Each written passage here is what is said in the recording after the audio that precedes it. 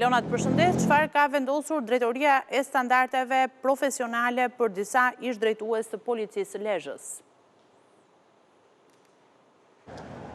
Të përshëndes, Drejtoria e Standardeve Profesionale në Policinë e Shtetit ka marrë disa masa disiplinore për disa ish-drejtues të Policisë së Lezhës. Bëhet fjalë për masa disiplinore në ngarkim të ish-zëvendës drejtorit të rendit Aulan Gjoka dhe ish-shef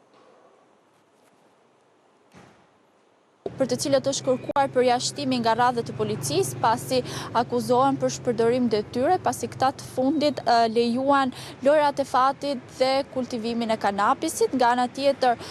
për ish drejtorin e Policisë së Lezhës Altin Mena është kërkuar ulje grade për 5 vite, ndërkohë për zëvendës drejtorin për krimet Kujtim Gjoka është vendosur shtyrja e afatit të gradës, sipas arsyetimit të dhënë lidhur me kërkesat për këto masa disiplinore, arsyetimit të Drejtorisë të Standardeve Profesionale gjatë periudhës së drejtimit të Policinë e Lezhës. Nga këta drejtues, në qendër është lejuar funksionimi në qendër të qytetit një kazinoje 3 kaçe me mbi 20 makineta pokeri, ku gjatë ndërhyrjes nga ana e forcave të policisë u sekuestruan edhe lëndë narkotike, po ashtu është lejuar edhe aktiviteti i kultivimit të kanabisit në një magazin e cila ishte përshtatur në Ril edhe funksiononte që prej gushtit të vitit të kaluar.